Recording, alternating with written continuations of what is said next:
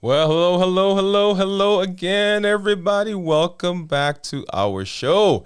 Happy Monday. Happy Monday to you. Hopefully you had a great day and are having a great week. Hope you had a great weekend as well. We are here tonight. We are talking about diabetes, how to manage your diabetes when you are sick. That's what we're going to be discussing tonight. This is Dr. Dwain Woode. That's Woode with an E. The E stands for endocrinology. Here I help to educate you, to encourage you and empower you to take charge of your health, avoid complications, and live a healthy, fulfilling life. That's right. If you are new to the area, we would love to welcome you. Make sure if you comment or when you comment to put new in the comment so that we know that you are new and we will welcome you appropriately. We love to have new guests on our show. If you are asking a question, if you're new or old, please go ahead and put a Q in front of that question so that we know that that is something we need to get back at as we go through the evening. Also, Also, go ahead, if you are here, send a message to a friend, to a family member. Get them to come on.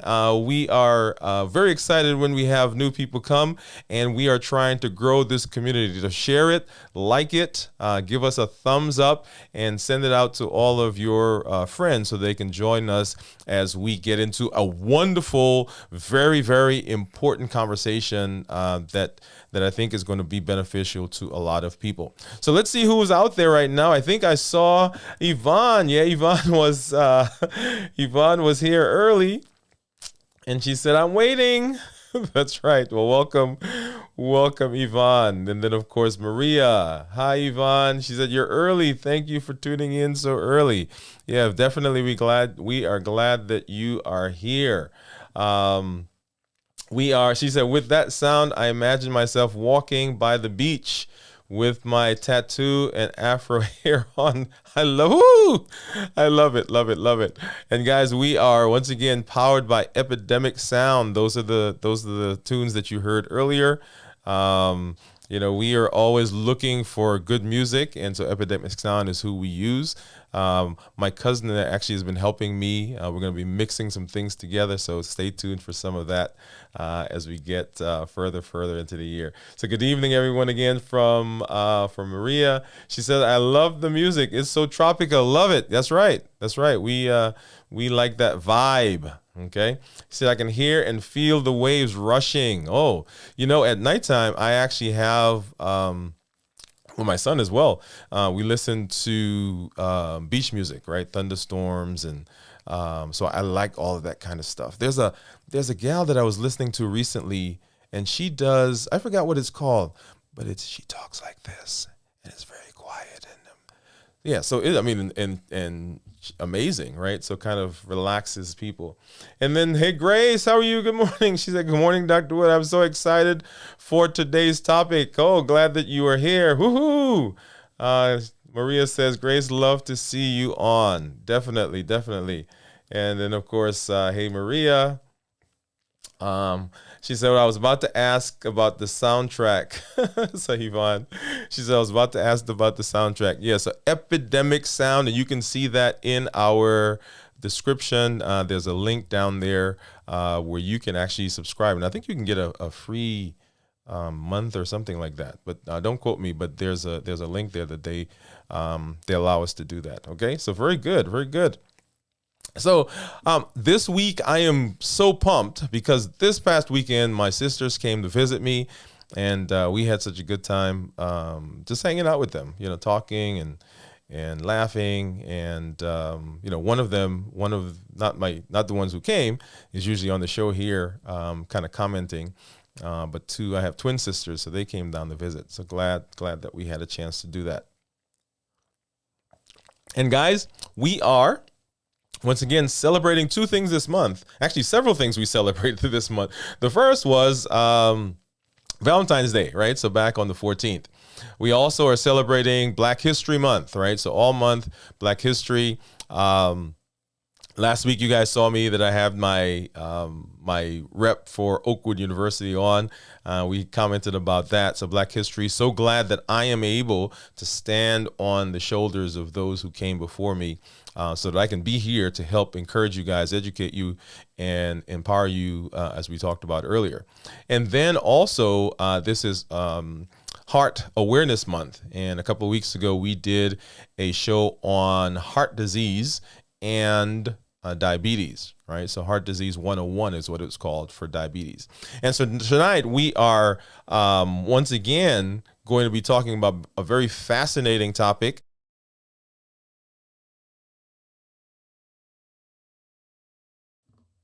We're going to be talking about diabetes and how to manage diabetes when we are sick. It's a common question that we have that people come up with. And so let's just dive right in. And let's get into it. So with diabetes, right? So diabetes, the question before we even get to how to manage it, here's the question. What happens in diabetes, right? What happens when you get sick? And when you get sick, the body sees this as a stress, and the body releases hormones, and those hormones have the effect of raising blood sugar. So let's talk about that a little bit, right? Let's talk about that a little bit, because as you remember, the body's job is to stay alive, and everything that the body does is with the intention of staying alive, right? So a lot of times we get upset that something is going on in the body, whether it's a complication. But remember, a lot of what we see is simply the body doing its job to keep us alive. And if it didn't do that, then the entire self, our entire self, would die. So the body says, hey, I would much rather lose a limb. I'd much rather lose a leg or an eye or an organ, right, rather than the entire body die. So that's why sometimes we have complications. So it's not that the body's doing something wrong. The body's actually doing its job, and that process is what sometimes will cause those complications. So in this instance, when we talk about being ill, the body sees it as a stress. And so it releases those stress hormones, cortisol and epinephrine and so forth. And they are working to bring energy into the body so that the body can function, and in some cases, so the body can fight off whatever the infection is, the infection or the illness that's going on, right? And it doesn't have to be an infection. We'll talk about that here in just a minute. So the body is in the process of staying alive. And as it does that, then sometimes we will see complications. And one of the complications here in this instance is as the body is trying to give energy and the body is trying to combat whatever is going on, whatever the illness is, those stress hormones have the effect of causing blood sugars to rise. So another point to be made here is particularly for diabetics, right? So that's what we're talking about. So being a diabetic does not put you at increased risk for illness. Let me say that again. It does not put you at increased risk for illness, but it puts you at increased risk for complications. Let's take a simple one. So say an infection, right? So you get a cut on your hand, and normally the body is able to heal that, and you don't even know. This is someone who's not diabetic. But because of diabetes, some of the processes that are going on, some of the processes for healing are delayed and slowed. And so it gives the infection, the bacteria, those organisms, more chance for them to be able to get in there and to cause a problem. So whereas in someone who's not diabetic, that cut, you get a cut, it heals and it goes away. In the diabetic, because there's delayed healing, that cut stays longer and it's more chance for bacteria to get there and to cause a bigger problem. Okay, so that's kind of the diabetes. Not that it causes you to get the infection, but it makes it more likely that you can have a bigger infection and more complications. And so what are some of the things that we see, right, that can cause blood sugars? Now, really, any illness can affect blood sugars, right? There you'll see a list there, the flu, the cold, COVID-19, right? That's everybody's talking about. But then there are some other ones that are listed that you may not have thought about. So when we go to surgery, right? When we go to surgery is a stress on the body. Surgery is a stress on the body. And it's not an illness, but it's stress on the body. So nausea, vomiting, diarrhea, right? Those GI things that we may get from eating something, some bad food, or if we get a stomach bug, any of those things can simulate and or predispose someone to high blood sugars. So really, if we expand this, tonight we're talking about infection, but really any kind of stresses on the body can actually cause blood sugars to be elevated. Okay, so remember that. And it does not have to be necessarily an infection, but anything that causes a stress on the body will cause blood sugars to be elevated. And we did a talk on how stress affects the body. So go back. We'll put a card or a link to that. Go back and take a look at that, and that'll give you some more information. Okay, so once again, stresses on the body. Once again, the body's job is to stay alive. That's right, right?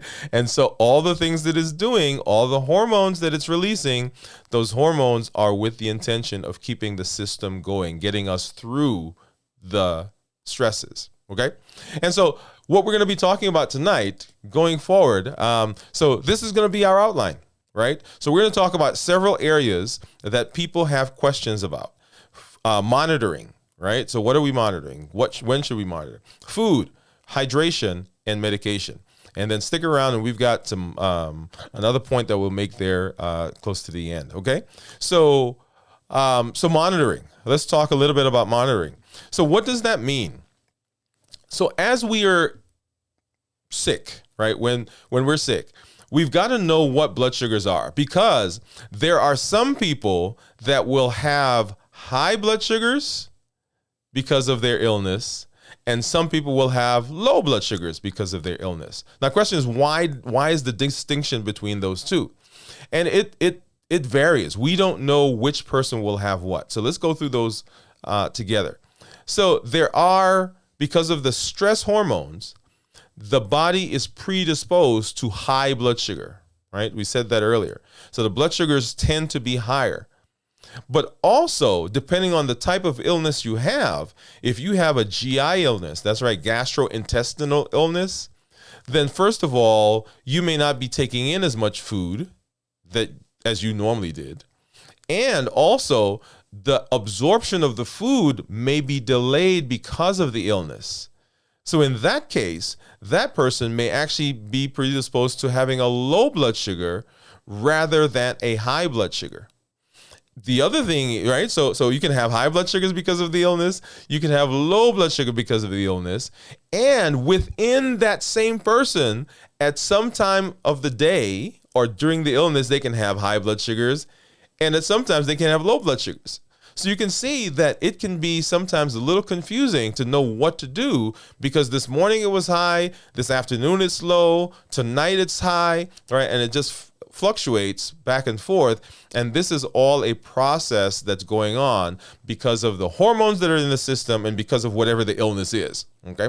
So checking blood sugars is so, I can't stress that enough, guys, right? During illness, if you're diabetic, you got to check your blood sugar. And I know, right? If I could show you my fingers right now, right? I know that's not something that everybody wants to do. It sometimes is painful, and we try to avoid it. If you have a continuous glucose monitor, that is great. This is actually a very good time to invest in a glucose monitor, right? It's not a glucose monitor, but a continuous glucose monitor. You may not use one at other times, but during the illness, it may be worth paying whatever the cost is, right, the extra cost, to get a continuous monitor so that you're able to check more frequently without having to do additional finger sticks, okay? So that's just a thought. So as we're going through sick days, we want to check more frequently. What does that mean, more frequently, Dr. Woode? I know you're asking that. What is more frequently? See, I already checked 3-4 times a day. Well, guess what? If you're checking 3-4 times a day and you're ill during the illness, on the day that you're ill, during the week that you're ill, you've got to check more. Okay, so we've got to know. We want to know what it is. And we actually usually tell people that they should check blood sugars every 1 to 2 hours, right? And, extending that sometimes, 3 hours. But I tell a lot of my patients every 1 to 2 hours, we want you checking, particularly depending on the illness, right? So once again, guys, this is a spectrum. There are some people who will get a cold or get the flu, and, they really have no effect whatsoever. You don't even know they have it, in terms of the illness itself, and then also in terms of the blood sugar. So their blood sugars never change, right? It stays just like it always does. But there are some people that are so sensitive to having blood sugars fluctuate because of illness that we've got to know what it is. So checking blood sugars, and we want to check those every 1 to 2 hours, right? 2 hours at the outside, right? One, maybe a little more frequently than you need, but at least checking it every 2 hours.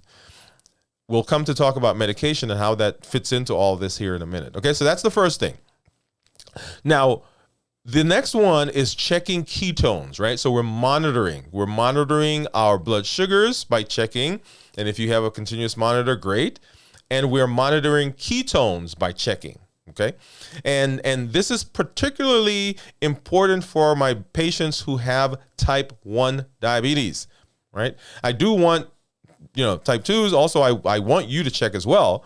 You don't get in as much trouble, but type 1 diabetics, we want you to make sure that you are checking for ketones during sick days. Now, the question is when should I check? I usually tell people that if their blood sugars are 250 or higher, then I want them to check for ketones, right? So 250 or higher. There are some places that will tell you 300 as their cutoff. In our practice, 250 is what we do. In fact, in the office, if you show up in our office and your blood sugar is 250 or higher, then we will check your ketones while you're there. And what we're doing is we're checking for ketones to see if the body is still able to process sugar, because when it can't process sugar well because of lack of insulin, then the body begins to develop ketones, and ketones can lead to other complications, right? So we're checking ketones. And when we check for ketones, we're looking for a couple of scenarios. Number one, if the ketones are small or trace, then we drink fluids, we go about our business almost as we normally would, right? We're still checking blood sugars consistently, right? So if they're trace or small, then that's not as big an issue. There are some things that we're still going to do. We'll talk about in a minute. But if those ketones become moderate or large, that's when, we begin to now say, hey, we got to step up our game. Okay, we got to step up our game. So we're checking for blood sugars. We're checking to make sure that our blood sugars are not low or high, because depending on the illness and depending on how sensitive you are to that illness, you can have one or the other. And then we're checking for ketones if our blood sugars are greater than 250 or greater is what we tell folks. Okay. Now, there may be cases, guys, where your blood sugars may not elevate. Okay. So I'm giving you a caveat, right? We're walking through this together. There may be cases where your blood sugars are not that elevated. And I'm talking now specifically for my type 1 diabetics, and you are feeling ill. Right, you're feeling nauseated, you're feeling lightheaded, you're feeling dizzy, right? In that case, you should also check ketones, because it could be that your blood sugars are not elevated, but you still don't have enough insulin on board and ketones are starting to develop. Okay, so even if you may not have ketones, if you're feeling ill, even if your blood sugar is not elevated and you're feeling ill, still go ahead and check for ketones and treat accordingly. All right. So we're monitoring, and those are the two main things that I want you to monitor. We also monitor, and we'll talk a little bit about this when we get to hydration. We want to monitor for signs of dehydration. Okay, so these are the main things in this section, but also we want to monitor for dehydration. Right, so that's the first section. We're monitoring because we want to know what is going on with our body. Okay, so let's see who has joined us. Let's see, we've got Grace. We said hi to Grace. And remember, if you have a question, guys, put a Q in front of that. So here's a question. I am going to grab Yvonne. I'm going to hold on to that, and we'll come back to it. Let's see. Oh, here's one. It's a comment, not necessarily a question, but we'll deal with that a little bit later, Yvonne. And then, of course, Blind Guy, his wife, their life.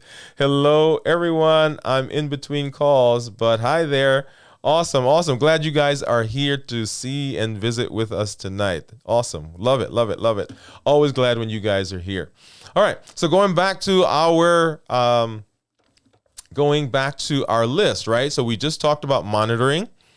Let's now talk about food, right? So we're going through and we're talking about sick day, how to manage our blood sugars when we are sick, okay? What to manage when we are sick.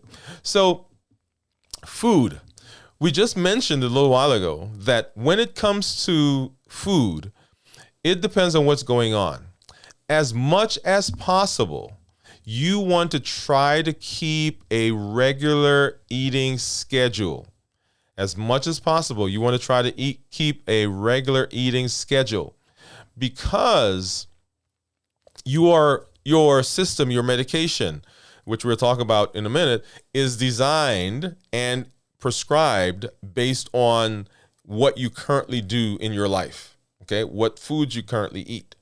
And so you want to try to keep that schedule as much as possible. Now, that can become challenging, particularly if you're having GI or gastrointestinal symptoms, or you just kind of feel puny, you don't feel like eating, right? So that kind of gets challenging, because if you don't eat, then you have the potential for having a low blood sugar, right? And that's one of the reasons that we talked about checking here in a little while ago. So when we're talking about eating, what you want to do if you are having trouble getting things in and or keeping it, just because you're not feeling all there, right? You don't have the energy, you really don't want to go out to the kitchen, you don't want to cook. What you want to do is you want to get simple things that you can eat. You want to get Jell-O, you want to get broth, you want to get soup, you want to get I guess, is oatmeal bland? Now, we used to talk about the brat diet, right? Bananas, rice, apples, and toast. I think we don't necessarily say that those are the things you want to eat anymore because of nausea, but things that are simple, that are easy for you to get down, right, and for you to keep down. And you want to try to maintain as much as possible the calories that you've been eating, right, on a regular basis as you get into this illness, because we want to, first of all, keep your strength up. And we want to make sure that if you are taking medication, that you have enough on board to compensate for the medication.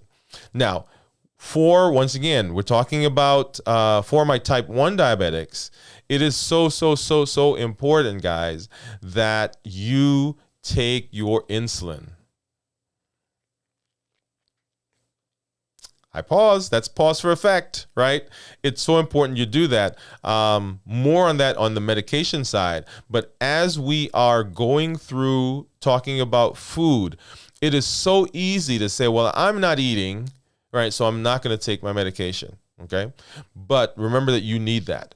But in terms of food, you want to try to, as much as possible, stick to a regular schedule in your eating. You may not be able to eat the same things, right, because of how you feel, as I said before, but you want to try to keep the schedule the same.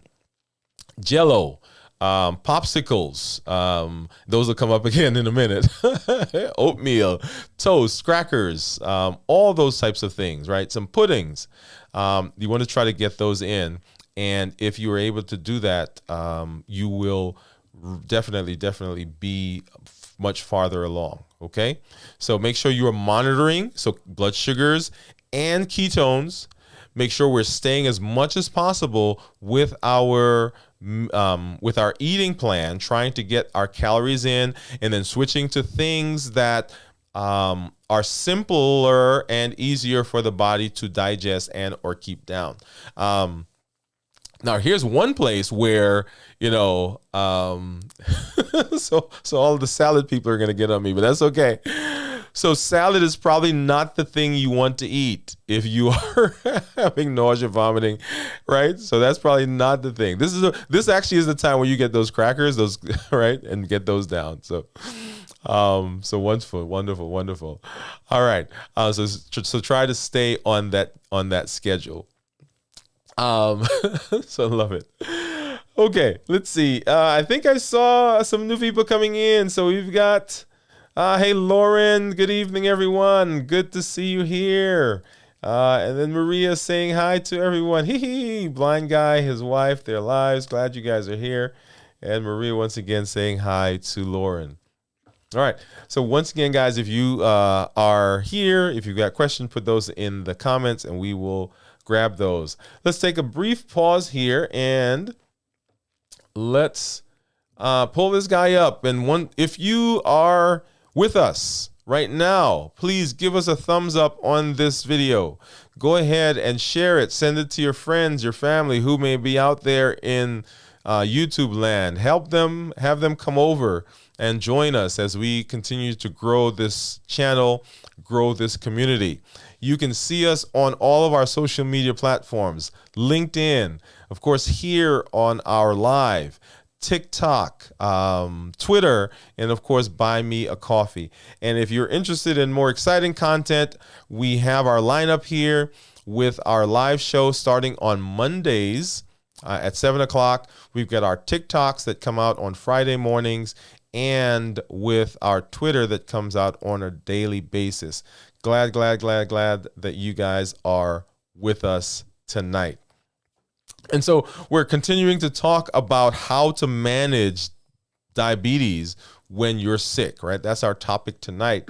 Now, we've covered the first two sections of that. We've talked about our monitoring. We've talked about food. And now let's go ahead and let's talk about hydration. Let's talk about hydration. So hydration. During an illness, you need about 8 ounces of fluid every hour. 8 ounces of fluid every hour because we do not want to get dehydrated. Now, that can be challenging and can be a task if you are having GI upset, right? Notice I keep coming back to that one because that's the one that we're going to find out here in a minute that can cause one of the biggest issues that we see, right? So if you're having GI upset, then it can be a little difficult to get that in.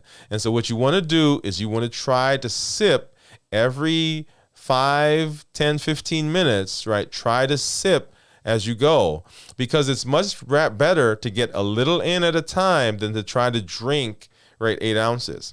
But if you're sipping, then you can hopefully get some in. And even if you end up throwing up, at least you've gotten some down and the small amounts may have been absorbed, okay? But if you try to drink everything at one time, then that can cause, cause some big issues for us. The dehydration, not only does the fluid keep you hydrated, but guys, it also helps to lower blood sugars. That's right. When we have patients who show up in the emergency department who have blood sugars of 3, 4, 5, 6, 7, 8, 900, do you know one of the first things that we do? We hydrate them. Right? We put an IV in and we give them fluids, because as we give them the fluids will lower the blood sugar. Everybody thinks that it is the insulin that does it, right? I've seen people drop blood sugars 200, 300 simply by hydration, even before, right, we're able to get that much insulin. So it is so important that we hydrate, right? It lowers the blood sugar, and it also keeps you from getting into further issues. So 8 ounces every hour. If you're having trouble, go ahead and do sips. And here's a little hack, right? Here's a trick.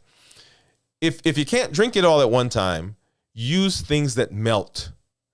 Yeah, use things that melt. So an ice cube, take the ice cube, put it in your mouth. Right? So it's there. You're not getting the whole, right? You're not getting that, but it's in there and it's keeping you moist, and the body through the mouth, through the membranes is absorbing, right, some of that fluid, right? Use popsicles. We mentioned that earlier.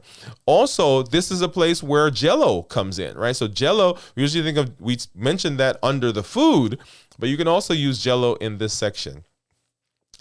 you want to try to use hydration fluids. Pedialyte, for example, is a great one, right? You want to use that. Try to stay away as much as possible from some of the sports drinks. There is a place for sports drinks that may be beneficial. I'll mention that in a minute. But hydration fluids. There is a recipe actually that I'll put in the link for how to create your own hydration fluid using orange juice and water and salt. Okay, so I'll add that in the link.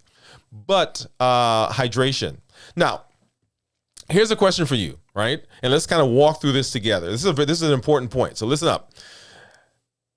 If you are prone to having low blood sugars during this illness, right? We say you can have high or low.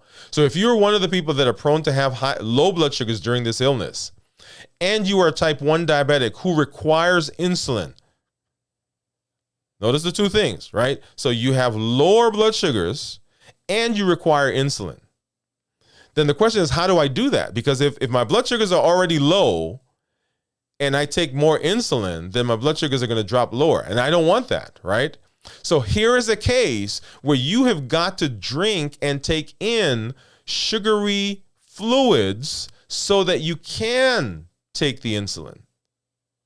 Remember, when we're talking about our type 1 diabetic patients, the need is for insulin, right? So we're not so much concerned. Let me back up. We are concerned about the blood sugars, but we're concerned that they don't progress into diabetic ketoacidosis. And in order to prevent that, they need insulin. And if the blood sugars are already low, in order to keep the blood sugars up so that they can take the insulin, we've got to give sugary fluids. Right? Now, I know that seems counterintuitive to you guys, right? Because wait a minute, if you give me sugar, our blood sugars are going to go up. Yes, that is what we want because we've got to get the insulin in. And that is a case where you can use sugary drinks. Okay? And once again, all those things that we talked about. You're using the popsicles, you're using the Jello, you're using whatever it is that we can to get the fluid in, because we want to make sure that we are keeping hydrated and we're keeping those blood sugars. So once again, you see here, this is a place where it is important to know what the blood sugars are so that you can make that decision between what to do, right? Do I need to drink regular fluids like water, right? Non-sugary, or whether I need to drink sugary drinks, all right? Very good. Important. I love this stuff. You guys see, right? So I think I say that all the time. I said that last week, right? That was my favorite topic. Well, they're all my favorite topics, right? Because this is what we do, all right? This is what we do as we educate our patients, encourage them, and empower them, right? All right. So, and then, drum roll.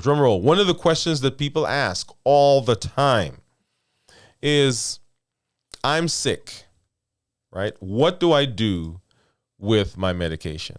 I'm sick. What do I do with my medication? And this one, there are several questions or several answers. Let me preface all of this by saying that as we go through this discussion and as we, everything that we've talked about, make sure that you are talking to and including your healthcare provider in decisions. All right, make sure that you do that. My patients, I want them to talk with me and help. We'll come up with a plan and we'll mention that. So, medications. For our type 1 diabetics, you have to take your insulin. If you're type 1, you are insulin requiring, and you've got to take the insulin, right? So we want to make sure that we're checking those blood sugars, that we're checking the ketones if we need to.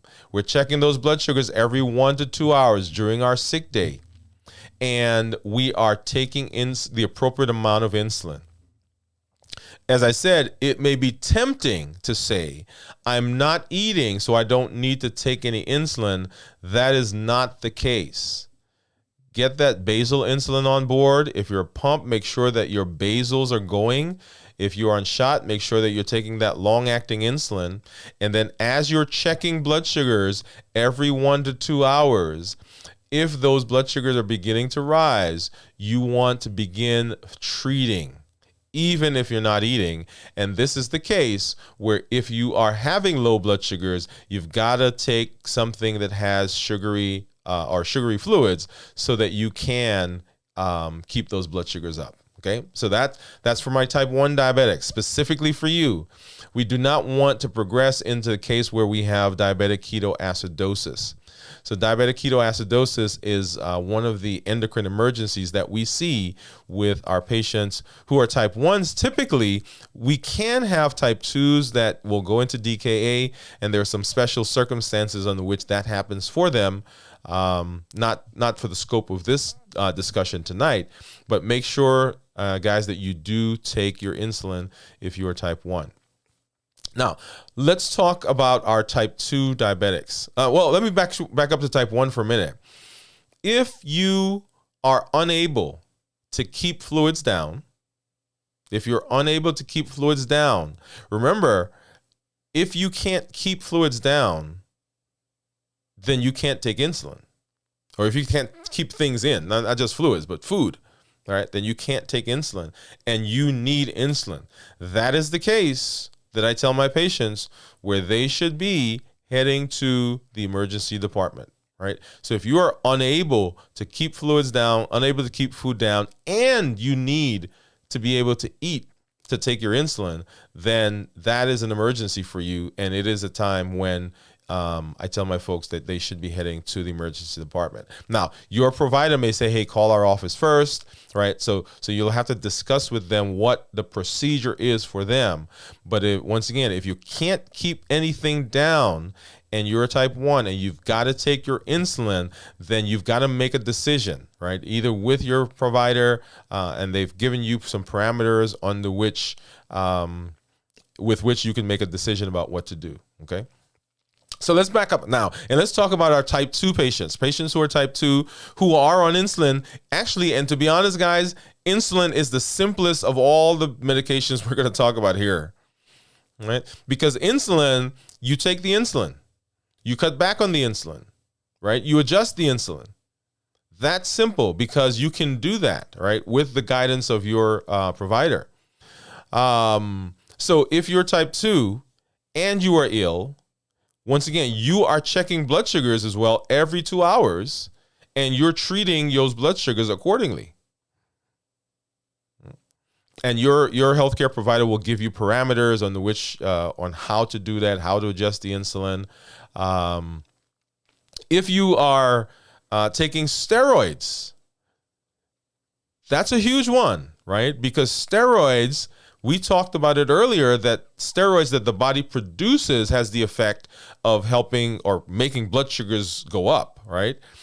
If you are taking steroids from outside, so you have asthma, COPD, bronchitis, emphysema, you have rheumatoid arthritis, you have any of the rheumatologic diseases, you have multiple sclerosis and they're using steroids, you have a myriad of autoimmune diseases, you have cancer and your chemotherapy has steroids in it, right? Those are all situations where the blood sugars can go up. And so using your insulin is so important to get those blood sugars down. And for all of those things that I just described, if the blood sugars are high, I tell my folks to treat that as an illness because you're treating it the same way, because the blood sugars are high, because those steroids are in play. You're checking every 1 to 2 hours. You're giving insulin if you need to, right? And depending on how ill you are, right? If you've got chemotherapy and you're throwing up, or you're nauseated, or you've got bronchitis, you've got a pneumonia, you've got a cold, you've got asthma, and you can't take anything in because you're having trouble breathing. All of those are situations that would fall into what we've discussed so far. For steroid use, remember that it is let me say it a little differently. So steroids amplify carbohydrates. So if you ate a Ritz cracker, for example, normally without steroids, and your blood sugars go up, I don't know, say 20 points, 20, 30 points. If you eat that same Ritz cracker and you had some steroid on board, your blood sugar may go up to 300 with that one Ritz cracker, right? Because steroids amplify. It's kind of like a wood fire, right? That's is burning, but the flames are not that big. And you walk over with some kerosene and you pop it on there, right? That big thing. That's what steroids do to carbs. So you have those carbs and they're kind of going along doing their thing, but now you pop some steroids on there and right? And that takes off. So steroids, that's what they do. Huge. So for insulin, you've got to make sure that you are adjusting and you're taking that with the guidance of your healthcare providers. Okay, very good. Now let's talk about some of the other medications, because all of them are not designed to be adjusted, right? Like we adjust the insulin. Metformin or glucophage, right? The SGLT2s, those are all the ones that take sugar and they put them in your urine, right? So we've got things like Jardiance and Invokana and Farxiga and Steglatro, right? So all those things. We've got the DPP4s, we've got the GLP-1s, right? So all of those medications are medications that are designed to lower blood sugars, and they may not all be designed for adjustments during illness. When we talk about the GLP-1s, right? So one of their benefits is that they slow the GI tract so that food slows as it goes through. Many people will feel that as nausea. And some people can even have vomiting initially when they get started. So if you're having GI symptoms and you are on a GLP-1, and those are things like Trulicity, those are things like Bydureon, Byetta, Victoza, Ozempic, right? Rybelsus. So they slow the GI tract. So you want to make sure that you're talking to your healthcare provider and saying to them, hey, I'm having some nausea, I'm having some vomiting. Do you still want me to take this? Right? Do you still want me to take this medication? Metformin in some people can also cause some GI upset, right? So that's another one that you want to say, hey, is this one that I want to take? The DPP4s, they tend to, and this is, Januvia, Onglyza, Tradjenta, those ones tend not to cause too much GI issues, and they're what we call glucose-dependent insulin release. So they tend not to cause as big of problems for hypoglycemia as some of the others, right? But you also want to make sure that you're checking with your healthcare provider. Okay, awesome. But the overriding thought behind all of this, though, guys, is in order to treat blood sugars when you're ill, have a plan. What did I say? That's right, have a plan. So don't wait until you're sick, right, to decide what to do. Come up with a plan. Come up with an emergency kit. We actually did a video a while back on creating an emergency kit, right? Make sure that you have in there some juice. Make sure you have some water. Make sure you have some glucose tablets. Make sure you have a glucagon gun or glucagon kit in it. Make sure you have extra medication, right? Make sure you have a list of the medications, your insurance card, make all these things so that if you have to, God forbid, go to the emergency department or have someone come in to help take care of you, then everything is together, right? And we'll put a link to that video so that you can see it. But sit down before you become ill, before that day, before the time. If you know that you're about to start on some steroids, go ahead and talk to your provider. If you know that you're going to go to surgery, if you know that you're about to start chemotherapy, or you have rheumatoid arthritis or MS and they're about to use some steroids, go ahead and talk to your healthcare provider and say, hey, what's my plan? And aside from that, we all get ill. We all catch a cold. We all, not that we all get flu, but we all have something that happens that we're feeling kind of puny. And so have a plan for that so that during that time, you will know what to do and you're not kind of rushing around trying to figure it out at that time. Does that make sense to everybody? I hope it does. Awesome. All right, let's see. What do we got out there? So Yvonne said, Tragenta. She said, I take Tragenta. Yeah. There are a lot of people that are out there, Yvonne, that do take Tragenta. And all the medications actually that I mentioned, and there's some that I didn't mention, but there's so many things that are out there. We want to make sure that you are aware on how to do that, how to be safe, right, and how to manage those blood sugars. And ultimately, our goal during the management of blood sugar, I don't even think I said that. Our goal is to try to maintain our blood sugars in the normal range or in our target range. Okay, so your doctor may have a specific target that he wants you to go to during illness, right? Which may be different from the goal normally, right? So when my patients are going to surgery or when they're going to have something done, I tell them that they can have their blood sugars a little higher. Normally, I tell them fasting. 100 to 120 is where I want them to be. If you look at all the documentation and all the things that everybody says, they'll tell you 70 to 180. Okay, I usually tell them 100 to 120. It's a little tighter, but we don't have those extreme lows and we don't have those highs up to 180. Okay, but during, if they're going to surgery or going to any of those types of things, I'll tell them, let it run 150, 160. Okay, because sometimes there's some issues that come up with surgery, for instance. During steroids, I want them to be as tight as possible, but I understand that sometimes they can't get there. And for my type 1s, you may have to, well, actually everyone, not just type 1s, everyone, you may have to allow the blood sugars to be higher just because of the circumstances, right? You may not be able to get them down to the, some of my patients, they have blood sugars that average 90. Right? 90 to 100 is where they live all the time. But during illness, you may find that those blood sugars are riding higher. And during the illness, they may be up to 150. Right? And not that we want them there, but that is something that we may have to tolerate during this illness. Awesome.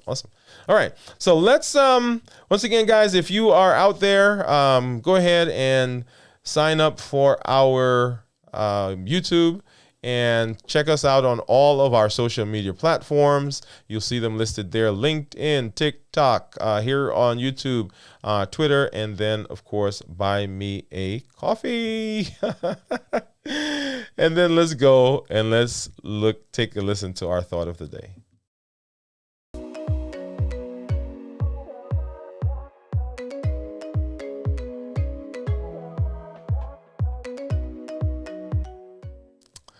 So I am, as I said, so excited that my sisters came to visit. And while they were here, we talked about so many different things. But one of the things that we talked about was mindset. And here we are big on this, right? Whenever my wife comes on, with the things that we talk about and even my thoughts are on mindset. And I read something recently, and it says that your dreams get accomplished when you're awake. Woo! Did you hear that? So your dreams are accomplished when you're awake. So normally, we dream when we're sleeping. We dream all these things, right? These fascinating things when we're sleeping. But our dreams are accomplished when we're awake. What does that mean? That means that it is during the waking hours. It is when we are alert. It is when we are connected, when we're in tune with ourselves, that we have the greatest power to accomplish our dreams. Now, awake may simply, right, if you think about it, maybe simply be waking up, right? So I was sleeping and now I'm awake. But I want to give a bigger meaning to awake. Awake, I want you to think a bit about being totally in tune with your life. Addressing those things in your life that you don't really want to look at, those things that cause you pain, guess what? Those things are preventing you from achieving your dream.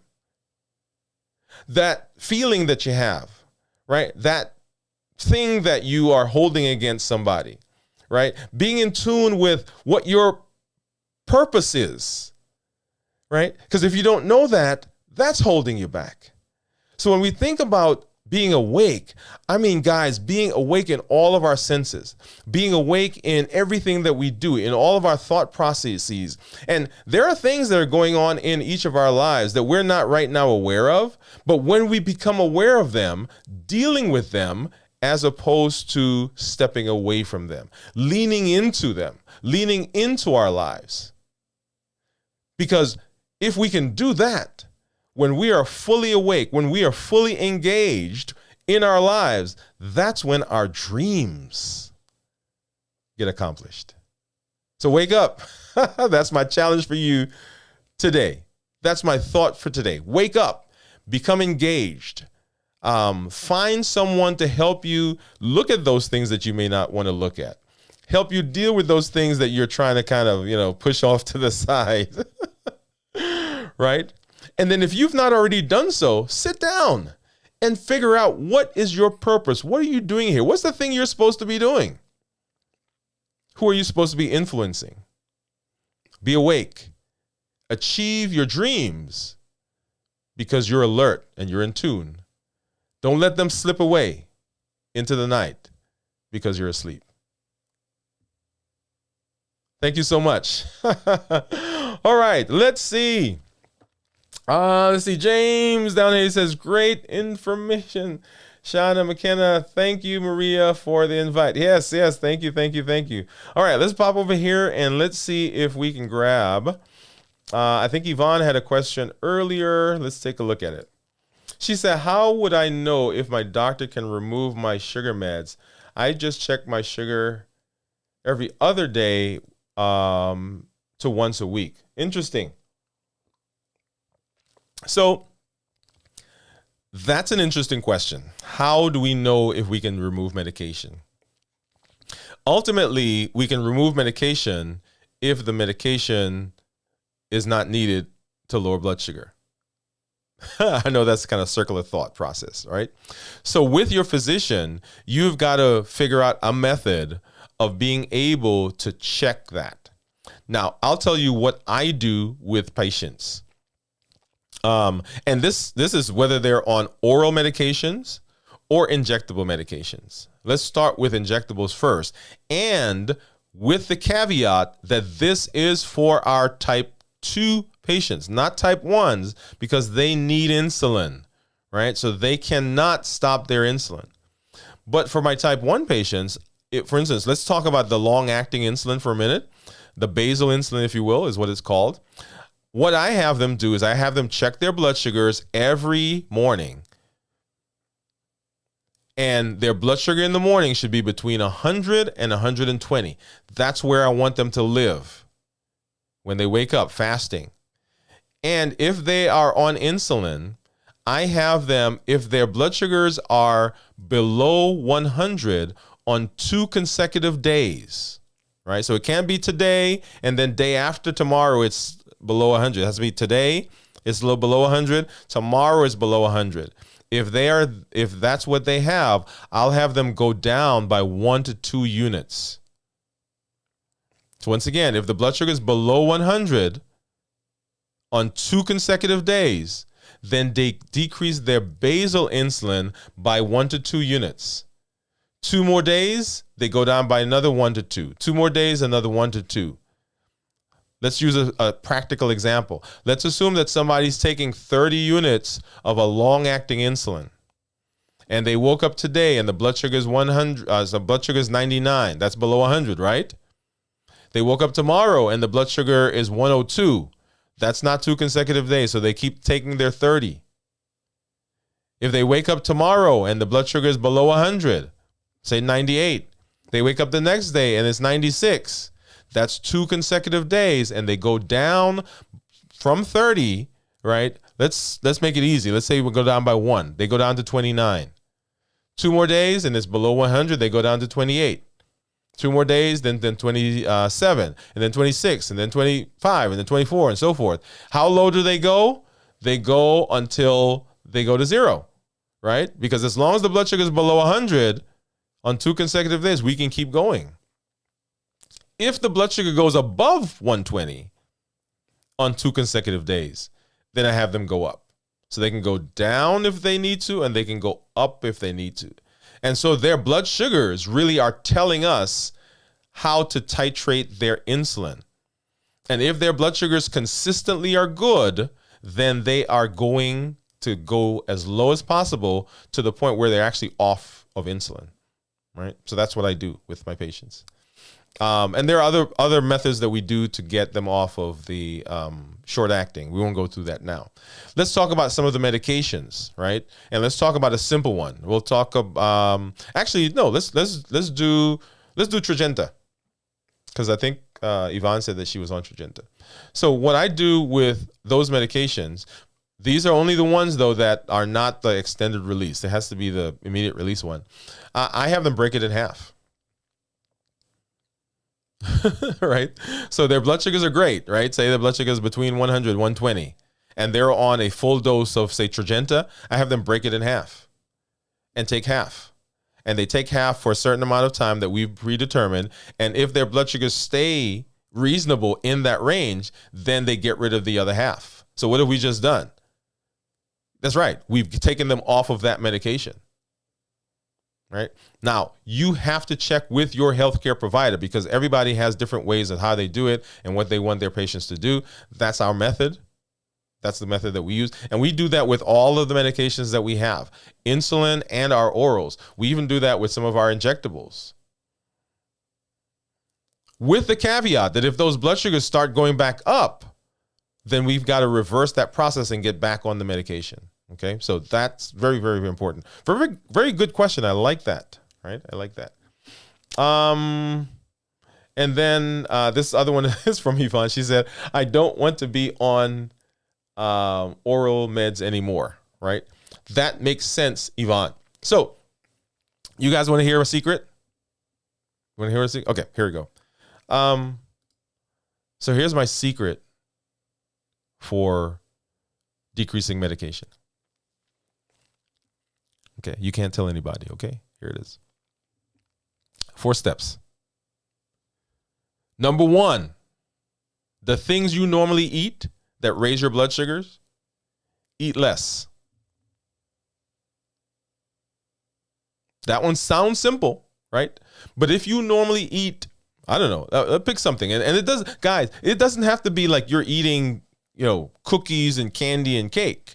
Right? So there are some things we know are going to raise blood sugars. And I'm going to take a healthy one, right? So health people, don't get on me, right? So let's say that you normally eat 2 apples. Then eat 1. Because guess what? If you eat 1 apple, the blood sugars are going to be better than they were if you ate 2 apples, because there's less carbs in them. That's number 1. Number 2, exercise. And I'm talking exercising for the food that you're about to eat. I'm not talking about the exercises that you did this morning for your normal exercise. If you've already exercised for the day, say you normally go to the gym or you run or you walk, and you do that for 30 minutes a day. Right now, if you get up and you're going to go to the kitchen and you're going to eat a cookie, then for the cookie, you've got to exercise, even though you exercised this morning. Okay? Number 3, water. We just said that if you drink and you stay hydrated, drinking water and staying hydrated lowers blood sugars. So drink water. Once again, I'm not talking about the 8 ounces or the 8 glasses that you drank this morning that everybody says you're supposed to drink. Right now, if you get up and you're going to eat something that has the ability to raise your blood sugar, then go get some water and drink. And then number 4, right, would be medication. Right? So the better you are at doing those things, the more likely it is that we can begin decreasing the medication. Right? You also have to make sure, always have to add this caveat, that there's nothing medically preventing you from being off of medication. And what I mean by that is there's some people who have certain illnesses, so certain hormonal issues that are going on where their body is what's forcing their blood sugar to be higher.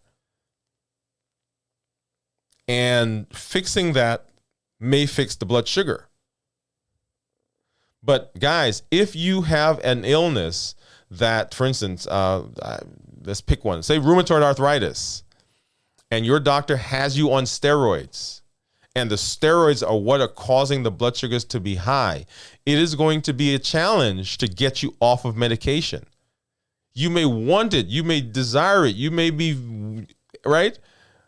But we're treating the rheumatoid arthritis with something to get that better, and that thing is causing the high blood sugar, right? There's nothing wrong there. It's a trade-off. It's a choice that we make to keep those blood sugars under control. Okay, good questions. Good questions. All right. Let's see what else we got under here. She said, great. Shanna, thank you for tuning in. Says, oh, yay. So proud of your progress, Yvonne. That's right, we are. Let me give you some claps there, Yvonne. Very good, very good. And Jasmine. Hey, Jasmine, how are you doing? So Jasmine, let's see what she says. My parents are suffering from diabetes. They are at the point where I am preparing their meds. When should I serve food? On what schedule should I serve food? So this is an interesting one because everybody wants to have food served at 8 o'clock, 12 o'clock, and 2 o'clock. And honestly, it depends on what the person wants. Whatever the regular schedule is that fits into their schedule, Jasmine, is what you want to do. So I've got some patients that we take care of, 87, 75, however old they are. And as younger people, we want to see mom eating breakfast, lunch, and supper. We want to see dad, on that schedule. That may not fit into their schedule now. And that's okay. And so what we want to do is we want to come to a meeting of minds where we are doing not anything that's detrimental, right? So we want to take them into consideration, say, hey, guys, when do you want to eat? Okay? Come up with a schedule that works for everyone, that works for them. And if you do that, and then we use medication around that, okay? We use the medication to fit into their lives. I think a lot of times me included, sometimes I talk to patients and I try to force their life to fit into the medication and the treatment. And people rebel and they don't do well with that, right? So what we want to do, and I'm learning more and more, Jasmine, to try to be accommodating to the patient, right? Say, hey, here's the stuff I want to do. Tell me what you want to do, and let's come to a meeting of minds on how we do that. Okay, awesome. Good questions. So secrets for decreasing medication, 4 steps. Exercise for the food that you are about to eat. Water, stay hydrated. Medication. She said, Jasmine said, I did not realize that anything that will elevate your diabetes means that you have to do what the base level is plus more. Let me see if I can decipher that a little bit. So I think what you're saying.